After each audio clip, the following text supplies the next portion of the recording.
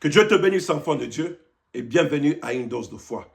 Je crois que tu te portes bien et là, tu me regardes aujourd'hui et que la paix de Dieu est avec toi. Encore aujourd'hui, j'ai un message pour toi de la part de Dieu.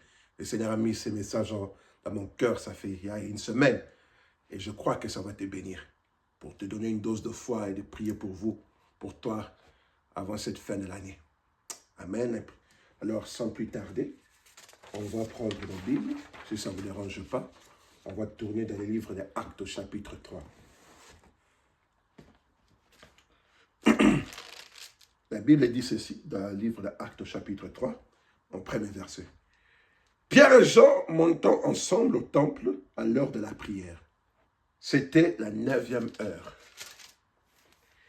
Il y avait un homme boiteux de naissance qu'on portait et qu'on plaçait tout le jour à la porte de la temple appelée la Belle, et qu'il demandait l'aumône à ceux qui entraient dans les temples.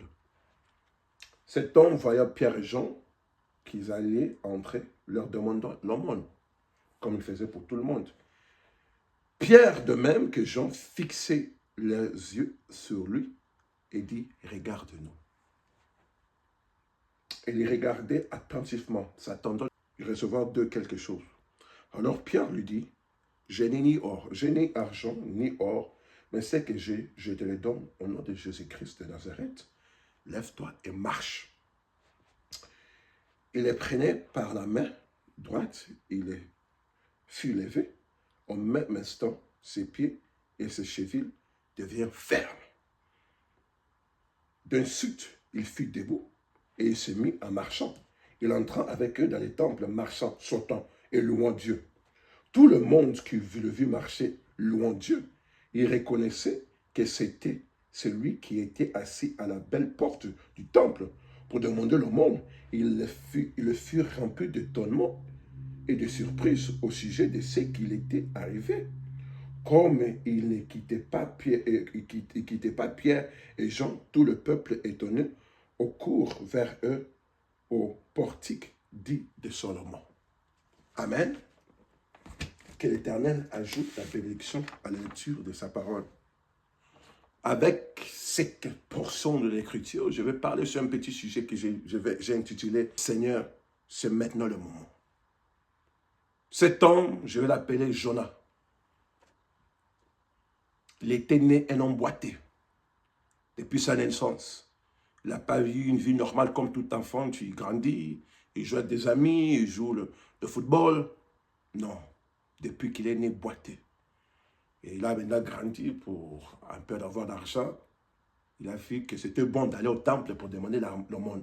C'est ce qu'il faisait chaque jour de sa vie. La routine, c'est devenu normal. Il était dans cet état. C'était devenu quelque chose de normal pour lui. On le réveille, on les porte, on l'amène, il demande l'argent et c'est fini, on le prend, on l'amène à la maison. Une routine normale qui demandait l'argent. Il avait 40 ans. Jour pour jour, c'était la même chose. Il demandait l'argent.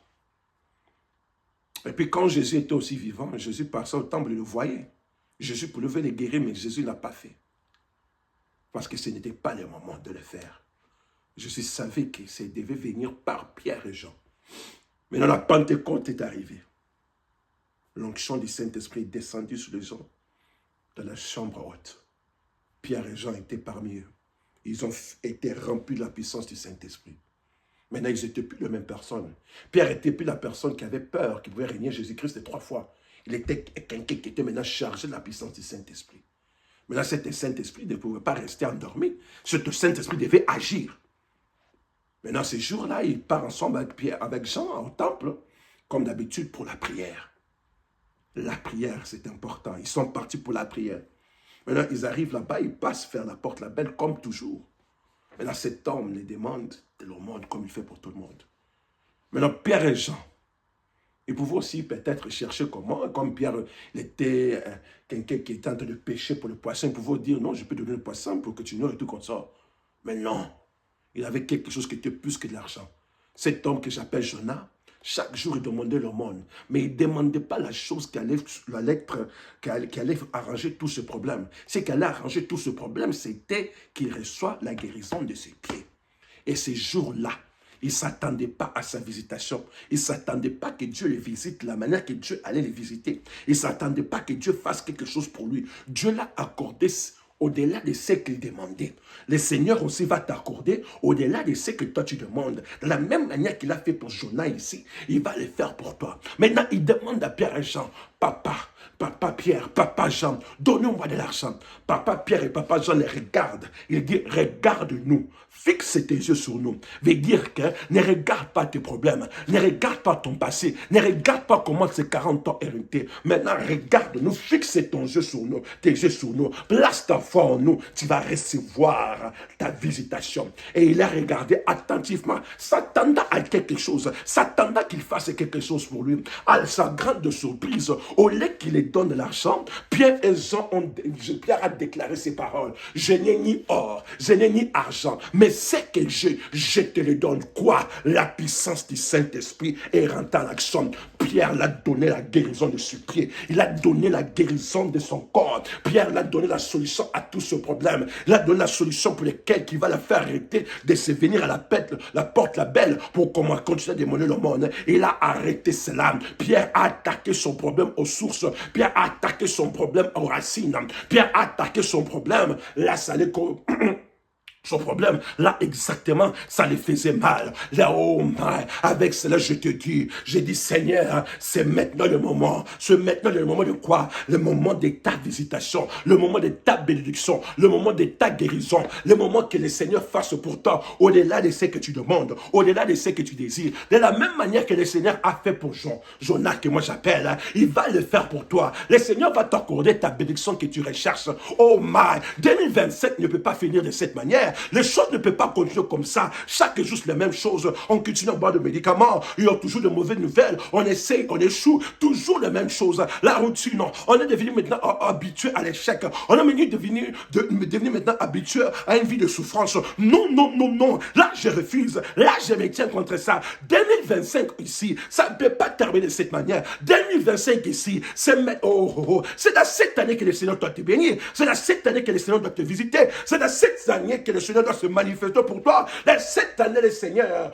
doit te donner ta visitation de la porte la belle. Oh my, il s'est tenu devant la porte la belle chaque jour, mais sa vie n'était pas belle. Mais ce jour-là, le Seigneur l'a accordé au-delà du désir de son cœur. Le Seigneur l'a accordé plus que de l'argent. Le Seigneur l'a accordé ce que l'argent ne pouvait pas l'accorder, la guérison de ce pied. Et moi aussi, je prie que le Seigneur t'accorde au-delà de ce que l'argent peut t'accorder. Aujourd'hui, oh my, voici l'heure, mes amis. Voici le temps. Voici l'heure favorable. C'est maintenant l'heure favorable de quoi? Que le Seigneur te visite, mon Dieu, mon roi. C'est l'année de grâce du Seigneur. Cette année de 2025, c'est ton année de visitation. Même à la fin de l'année, le Seigneur est capable de faire quelque chose pour toi. Ce n'est pas trop tard. Avec notre Dieu, il n'y a rien qui est impossible. Alors je dis, voici le moment favorable. Voici l'année favorable 2025 que le Seigneur doit te visiter. C'est maintenant que la guérison est en scène. La guérison se produit maintenant. C'est maintenant que le miracle a lieu. C'est maintenant le temps de ton miracle. C'est maintenant le temps de ta visitation. C'est le moment que ta victoire doit être localisée. C'est maintenant que Christ se révèle. Le Christ, le Seigneur Jésus-Christ va se révéler pour toi. Le Seigneur va se révéler pour toi dans ta vie, de la manière que toi tu désires. Même plus que cela, au nom de Jésus-Christ, nous sommes maintenant en session là. En session de quoi? De la visitation du Seigneur. C'est maintenant le moment que le Seigneur doit te visiter. C'est maintenant le moment que le Seigneur doit faire pour toi. Au-delà de ce que tu désires, au-delà des attentes. On n'entend pas pour la bénédiction du futur. On entend la bénédiction pour maintenant. Seigneur, fais maintenant. Seigneur, maintenant c'est le moment. Maintenant c'est le moment que tu agis. Les diables et Satan fait essayer de repousser ta bénédiction. Mais je me tiens contre ces diables. Je suis fâché contre ces diables qui ne cessent de reculer ta bénédiction. Je viens mettre fin à ces diables. Au nom de Jésus-Christ, Satan lâche pris de l'enfant de Dieu qui m'écoute maintenant. Au nom de Jésus-Christ, c'est ton moment de la visitation, enfant de Dieu. Voici les temps, voici le moment, voici les jours. C'est maintenant ton moment de visitation, ton moment de la bénédiction. Le Seigneur te visite maintenant. Le Seigneur rentre en action maintenant pour toi. C'est maintenant le moment pour toi, pour vous. Oh, malade du cancer que les médecins ont refusé de soigner. C'est maintenant le moment pour vous. Le malade du cœur que le Seigneur, le médecin ont refusé de soigner. Alléluia. C'est maintenant le le moment pour vous, oh my, crouler au lit, que le médecin refuse de soigner. C'est maintenant le moment pour vous tous, alité d'handicap, handicap spirituel, handicap physique. Oh, c'est maintenant votre moment de guérison, votre moment de visitation. Oh, mais c'est maintenant le moment pour vous tous. Oh, sous le brancard que le médecin refuse de soigner. C'est maintenant le moment. Oh, mais pour que toi tu rentres en action. Quelle action de relâcher ta foi? Relâche ta foi. Mets ta foi en Dieu. Que Dieu est capable de t'accorder exactement ce que tu désires. Sois attentive comme je parle. Le Seigneur est maintenant en session. Il est prêt pour te visiter. Relâche ta foi. Que le Seigneur, oh ma, de la même manière que la foi de cette femme qui avec la perte sainte avait touché l'Éternel, que ta foi touche l'Éternel et que l'Éternel réagit pour toi maintenant au nom de Jésus-Christ. Oh ma, je veux que tu saches quelque chose, que l'Éternel il est le même hier, aujourd'hui et pour toujours. Le Seigneur il est le même en respect, il est le même en puissance, il est le même dans son attitude, il est le même en tout, il est le même en tout, il est le même hier, aujourd'hui, éternellement. Le Seigneur est même en guérison, il est le même en autorité, il est le même en puissance, de la même manière qu'il avait fait pour cet homme. Moi j'appelle Jonas, il va le faire pour toi. Laisse-moi dire comme Pierre, je n'ai ni or, moi David, je n'ai ni argent, mais c'est que j'ai la puissance que l'Éternel m'a donnée. Je te donne ta guérison, je te donne ta visitation, je te donne ta délivrance. Oh ma, sois délivré de la maladie qui ronge ton corps, sois délivré du cancer qui ronge ton corps, sois délivré du cancer des seins. Oh ma, sois délivré de problèmes sciatiques, sois délivré de fibromes et de myome. Au nom de Jésus-Christ, sois délivré de toute forme d'addiction. Je vais briser la force de la sorcellerie, la force de la magie. C'est maintenant le moment que tu ailles libre. J'ai détruit la force de voodoo, j'ai détruit la force du monde des ténèbres qui ont lié ta vie, les malédictions générationnelles, les liens de famille. C'est maintenant le moment que ces chaînes se brisent. Au nom de Jésus-Christ, c'est le moment que la diabète te quitte.